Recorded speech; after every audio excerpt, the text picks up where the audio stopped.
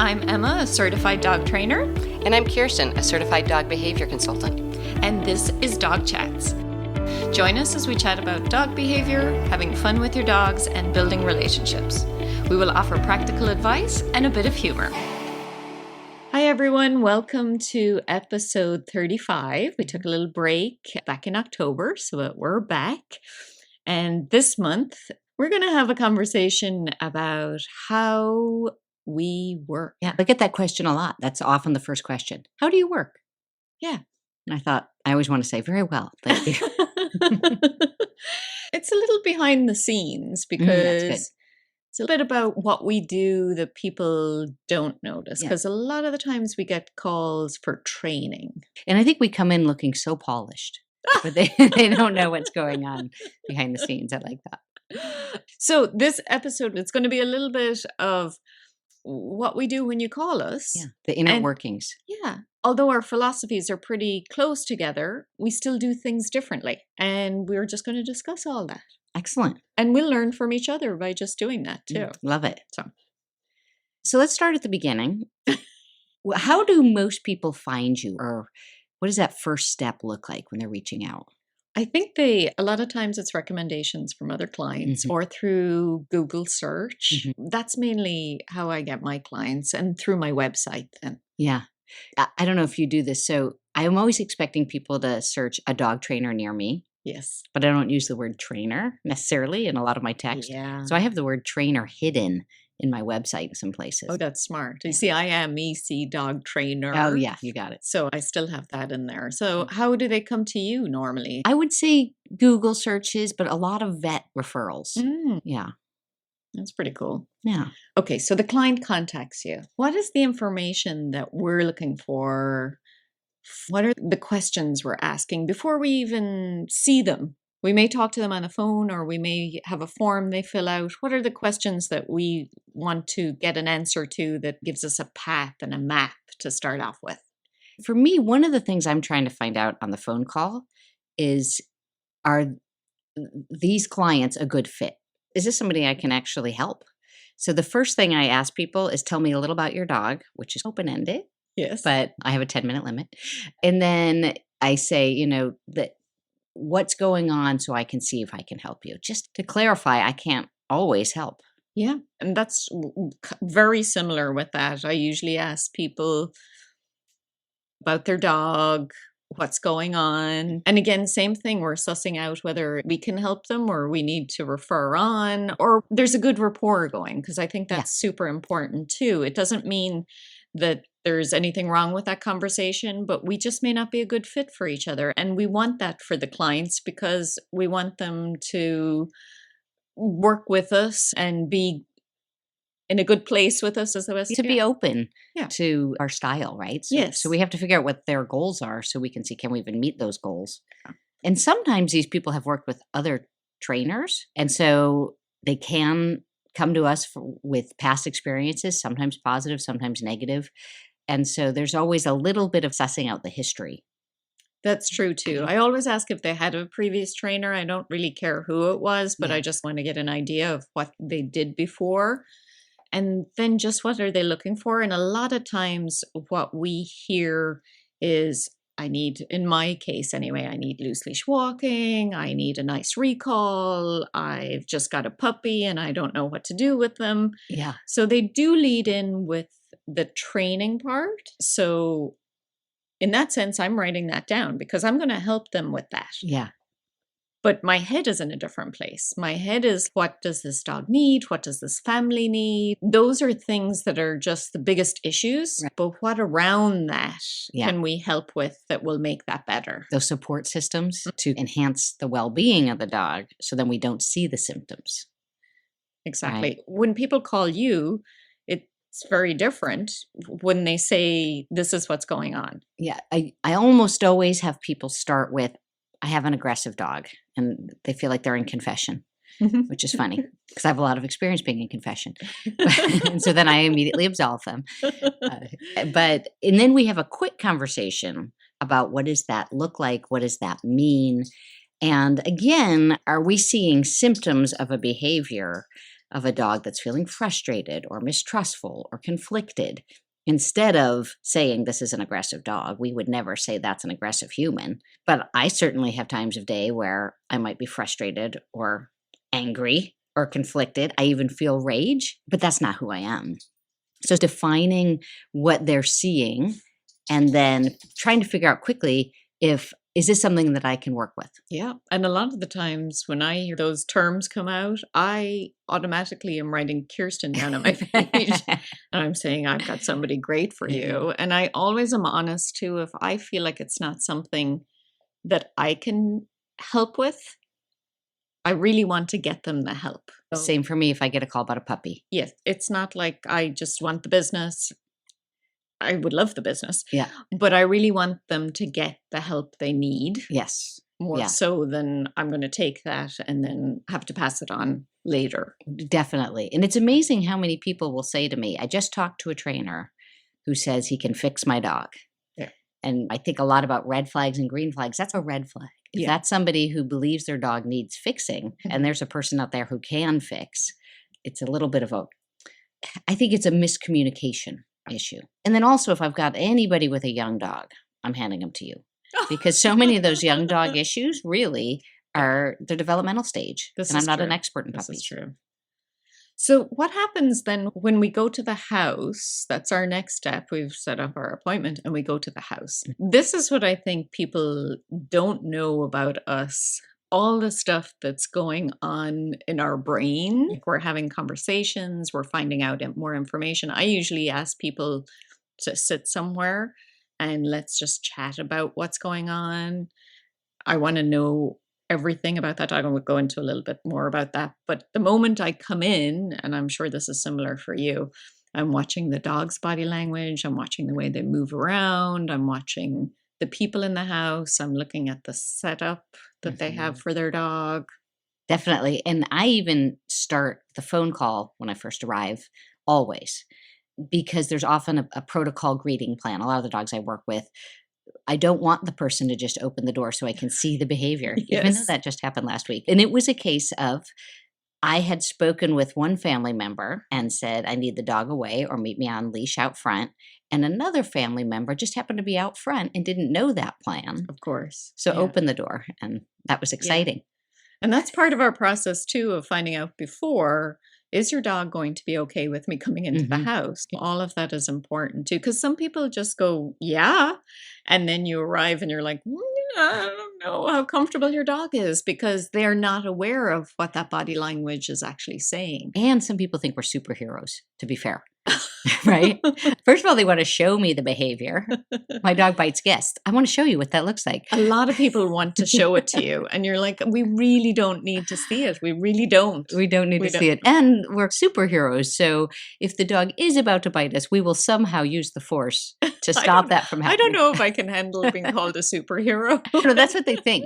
In other words, leashes don't matter. Yeah, they don't realize that we come in quite stillness, not creepy movements, but in stillness. We don't give any eye contact a lot of the times, unless they're puppies and they're jumping all over you.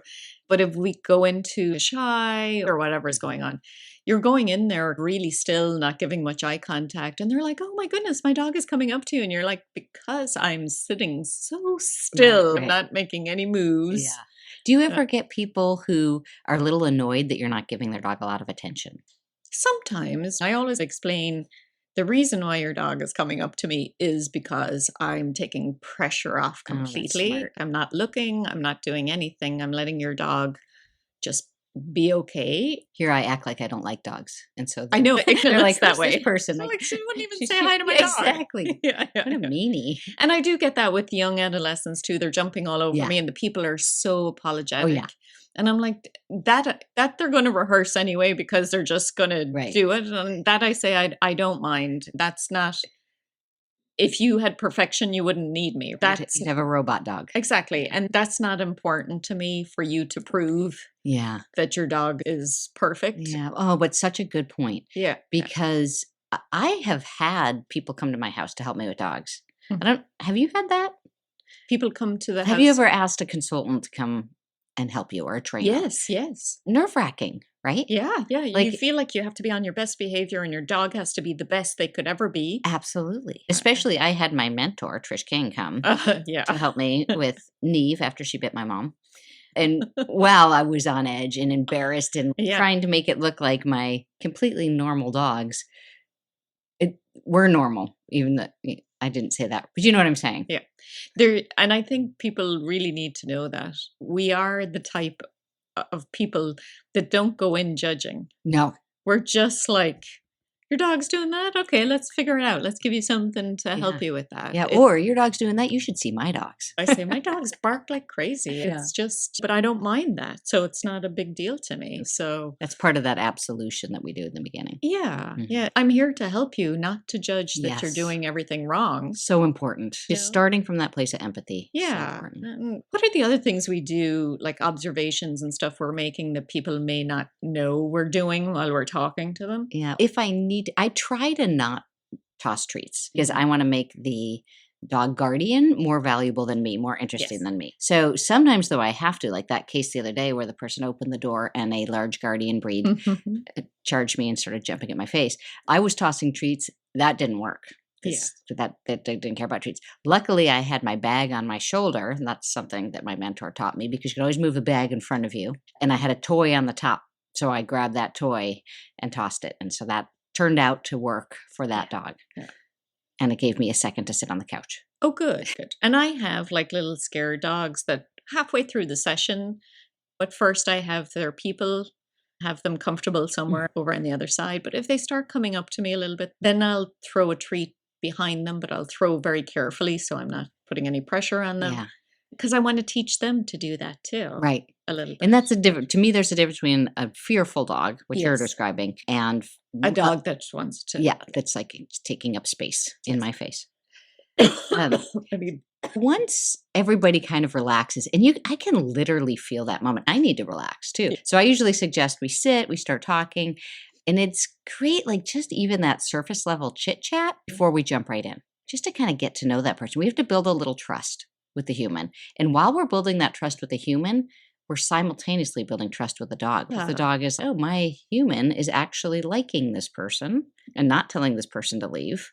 and we're all just sitting down and ignoring the dog. Mhm. Is why I like to ask so many questions at the beginning, because I want to know all the information, obviously, but I also just want everybody to just relax and chill. And I'm still observing, what's going on. And Yeah. I even do for the puppies, I do a Zoom call to start off with, which I find really helpful because they don't have to worry about the puppy jumping on me or doing anything else. They can sit and just Nice. focus on information I'm giving them. Yeah. And I'm still taking notes. So I take lots of notes. And some of the things I want to know is how much sleep they're getting during the day. That's always really important. I want to know what their activity is. And sometimes people want to tell me how much exercise they got. We've been out 5 times today and we went 20 minutes each time. How many steps the And dog got? yeah, Yeah. I'm like, the exercise is good, Yeah. but we need, for your individual dog, we need to figure out where that balance is of rest and what they need, and then exercise. And exercise doesn't have to be walking. So I want to find out all those things. I want to find out, I love asking, what time do they get up? What time do they go to bed? Yeah. What's happening in the middle of the day? What are you seeing? And what do you need help with? All those questions. So nice, because then you can see patterns and really kind of get to the meat of it. But you're writing it down. I can't seem to take notes and watch a dog and watch a person. So instead, I'm sitting there and I'm like, get in your brain, Kirsten. I'm going to have to pull this up later because I'm writing notes after the Yes, yes. session. What I really enjoy is if I have somebody else come and do video. Oh, But you can't do that until you've built trust with people because I can't come in and start taping somebody I've Right. just met. And here's another question I ask them. What do they already know? That's nice. So I just want to know if they can show off. I just want to see the bond and what they know and what they can do to see if we can use some of that for whatever I'm there for. Yeah. Okay. Sometimes if I'm meeting somebody at a park, I'll do the ACE free work. And that's where we're setting out the snuffle mats and some toys or a box with treats in it. Just a lot of things for the dog to explore. So I can talk to the person and have the person's focus while the dog's working independently. And then I'm Oh. watching the dog too. How's the dog Yeah. moving? How's the dog interpreting what's happening in the environment? How focused is the dog? How do they like the treats? we're juggling so many things. I know I said this in another podcast. I think it was the body language one. But such an interesting part of our job is appearing calm and confident for the human, because I can't come in looking super meek. But if I come in looking too confident, then that's sending a weird message to the dog. So it's finding that balance of my body language to put a dog at ease, but still make the human feel like I know what I'm talking about. Exactly. I But the dog is jumping all over Yeah. you and mouthing you. Because we're essentially communicating with two different species and two different languages at the same time. Meanwhile, making a plan in our head and trying to figure out the why of the behavior. Yeah. We're awesome. Sorry. When it works, we're Call awesome. us superheroes. Yeah. Now we're awesome. Yeah, there's certainly I don't days. know if I can take that much Yeah, okay. flattery. Well, there's days where I don't feel awesome, and I'm Yes. not. Yeah. So here's, I think, a little area where we differ a little bit. I still have a lot of muscle memory for training. With puppies, tend to do a lot of what we would call training. I am looking at it, what are the dog's needs, but I also, especially for puppies, just want to build their relationship together and do a few skills that are functioning for them. Yeah.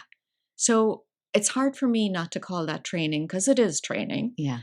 but not, like I was telling a client last weekend, I don't go in there saying you have to have all these things and they have to be perfect. Yeah. I'm just looking for the things that we can do that will help you live well together. Yeah. You used to use the term life skills. I don't know if you're still using I that. still do. Yeah. Because to me, there's a huge difference between obedience, doing what I'm telling you to do because I'm telling you to do it, even if there's no reason for you to be doing this, and a life skill. And that life skill that you're teaching is, how can the puppy and the human live together in a home and not make each other crazy? Yes. Yeah. And I communicate. feel like I've been to confession and you've just told me, okay, it's all right, Emma. Yeah, You can move years. freely. Yeah. But yeah, both of us cringe with the word obedience, because that's suggesting that there's some type of manipulative control, negative force, or that we don't like what the dog is doing and they have to do what we say. That's old school. And there are people that still do that, and they probably have good reasons. I don't know what they are. That's the way they use their skill. And for some people, that's the way they want to do it. But always in the back of our minds, we're looking at, how do we help the dog? How do we help the family? I don't want to leave someplace and say, I'm giving you 20 things to do and you better do all of them by the time I see you next week. Yeah. I'm going to try and just give as little skills as I can. But if it's complicated, I'm going to say, I'm going to write a lot of this down. But I don't want you to be overwhelmed and go, I didn't get to any of this. Yeah. Because I think that's where I've changed before. And even trainers online in past years would go, oh, the people aren't doing all the things. Compliance. Whereas now I'm like, they don't have to. They're not dog trainers. If I come in next week and they didn't get done what we thought we were doing, I'm okay with that. Yeah. If you can do a couple of minutes a day, great. If you didn't get it to it, again, I'm not coming in with judgment. Yeah. I'm like, yes, it would help if we did a little bit, but life is life. And we don't even do the work trainers would necessarily expect their clients to do. Absolutely not. But we only do what we need to do to help our dog be successful, right? So I often have the case where people will say, oh, my old dog didn't need any training or didn't get any training. And so I want to do it right this time. And I usually think that old dog probably didn't need any training. We only do what we need to do to coexist together. This is true. If I don't see you after the puppy training, that's great. You're living your best life. Yeah. I just want to make a note. You're doing some Instagrams and I'm feeling sometimes we have the same vibe at the same time. Yeah. Of our dogs just being able to go out and be dogs. I'm actually a little emotional about it now because I, if anybody knows me, I get anxious about things. So if I have both my dogs out and I see another dog, I'm like, oh God, is this going to go well? Because the little guy can be iffy. He can have big feelings. He can have big feelings, yes. But I feel bad that I'm just not giving them that freedom that they can do. I'm inspired by your Instagram recently of you had Charlie out on the beach yesterday and it just, oh, what joy he was showing. Yeah. And what I do now is I just walk these guys separately. So I can give them off leash time and just some freedom of movement and stuff like that. Yeah. And I would say to you, in terms of absolution. You don't see a lot of me out at the beach with my dogs. I was so excited that I freaking finally did that I'm like, oh, I'm making a video. Honestly, I try to get my dogs, each dog out to do something fun twice a week. I don't even make that. I do it 4. But I ask clients, can you do 2 things each week? That's all. And some people say no. And I'm like, fine, what can you do? Can you do one thing? Because we have lives. And in the 70s, nobody talked about dog Max to the beach. He did roam freely. Like they just opened the back door in Illinois. And off they went. And off they went digging in the neighbor's garden. But there's so much pressure to be the perfect pet parent. And I don't want my Instagram post to convey that I'm doing that. I have fooled you if it looked like it was just the joy that Charlie was having just running around. Yeah. That's what you want. I was watching Kiva down at the park the other day, and she never gets a gopher, but she likes to listen and walk around and see all the holes that are in the grass. And I was like, God, this is her life. Yeah. And one of the things that we are on the same page as this is offering that to your dog can help, like the understanding, and this is the part that is behind the scenes too, that offering enrichment, offering making sure they're sleeping, offering sniffaries, going out there to sniff the ground, can really help with some of the behaviors you might be seeing. Yes. It reminds me, I had a client email the other day, and this was a really challenging Malinois mix in the city. And of everything we did, what's helping the most is that they're sitting on a bench together and watching people walk by. And not trying to do any kind of performance, just sitting there together. And I thought, that's beautiful, right? Yeah. What a message to just take off all the pressure and enjoy that moment. Because some of the things are helpful. We can do a little bit of disengagement and work with them through nice pattern games and stuff like that can be helpful. But then as simple as just being back far enough from that threshold of where they can't think and just being able to sit and take it in, that's priceless. And getting back to that, all of the pressure on pet parents right now, I have so many clients who are like, okay, so I walk my dog 40 minutes in the morning, and then I go and I work, and then I come back and I walk for 40 minutes at lunch, and then I'm like, wow, you just do one walk, throw some treats into the backyard, or put a treat in a box and throw it into the living room. And just know how important sleep is. So just letting them rest. Yeah. And they don't have to be on all the time. No. They really don't. Yeah. It's a tough world we live in right now in terms of putting pressure on each other and feeling judged. And if you could do one thing for a pet parent in the next week and just smile at somebody and say, what a lucky dog. Wouldn't that be great? Exactly. So all right, you got one right there beside you. My little guy is looking for her attention. He's getting it. Good boy. But so many of my clients share how they feel embarrassed and judged. They're letting their dog down. I have a client whose partner keeps track of the dog's steps. Oh my goodness. On one of those, is it fee or fly collars? And it's hard too because people think they have to, we're out in a walk and we got to keep going and it's driving us crazy that they're stopping to sniff, but that's what they need because otherwise they're just in your house all day. And that's what the people need. Yeah. Just slow down a little bit. We all need to slow down. Yeah. Take a breath. Humans need to be sniffing more. Just be out there and be like, that's a bay tree. The roses. Yeah. Mowed lawn. Yeah. I was saying to my client today that I was late too because of our lovely traffic problem that we're having here with the new carpool lane.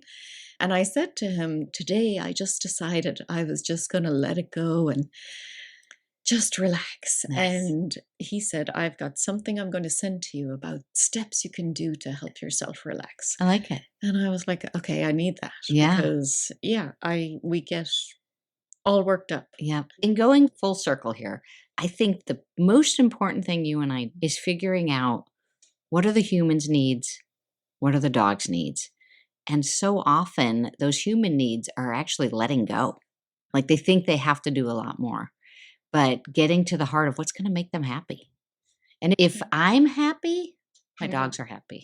This is true. Yeah. And the opposite goes with that too, is if you're stressed, your dog will pick that Yes. up too. So we have to just be calm. We need to more meditation. More meditation, more Nice. zen. Oh, yeah. Good. So a way that I would say you and I are unique is we're not trying to fix the dog. We're not taking lists of symptoms, things like barking, lunging, jumping. Those are all symptoms of things that are happening because of unmet needs. Yeah. And we're focused more on that, promoting that well-being of the human and the dog. Yeah. And it's not that the people haven't met the needs, just to say that. Oh, It's absolutely. It's just that we're coming in going, okay, here's the full picture. Here's what I'm seeing. We should be giving more human enrichment ideas. What would that be? We all just meet at a park like your group does. Yeah. and just go I love for a it. walk Yeah. together. Well, it's funny because Leave your dogs at home. Come meet us at right. the park. In the last episode I talked about, for dogs who don't want to be in the car, making a good cup of coffee and sitting out in the car and reading, making that part of your dog time. If we had all the time in the world. Yeah, we just all, you know what I need? I need a stay-at-home dog dad. I know. I have one of those right now. He takes them out. He has so much fun with them. Yeah. So I'm very grateful for my With husband medical taking them out. insurance would be really nice. With the husband or For the dogs and me. I family. think I need a stay-at-home dog dad Yes. with good medical insurance. We might need to cut that part. Oh, very good. All God, right. we are awesome. You got to stop saying that. Yeah, I can't take all of that flattery. You are know. awesome. Oh, you're awesome. Yeah.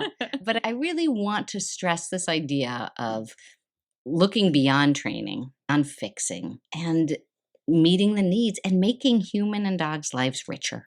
That's all we want to do. It's not That's a all big we want ask. to do. Just change the world. Just change the world. One dog at a time. Awesome. I want people to give us some enrichment ideas for humans or things they can do with their human and dog. All right. Let's put that out there as a challenge then. Okay. So the challenge for the month is to email Emma and I or send us an Instagram post with some ways that you use enrichment that bring both you and your dog joy. So what's something that you two do together? Emma gave the example of I take Charlie to the beach, and that brings us joy. Give us some ideas. Also, just want to let you know that we will not have a podcast episode in December because we're all very busy doing our thing for the holidays. Emma's teaching me to take time off, speaking of going slow.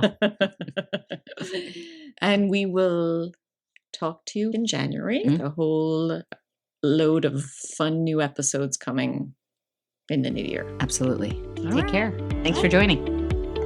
Thanks for tuning in today and hope you'll join us for our next episode. You can reach Emma at ecdogtraining.com or on Instagram at ecdog_training and Kirsten at kwhappydogs.com or on Facebook at kwhappydogs. Don't forget to hit subscribe. See you next time.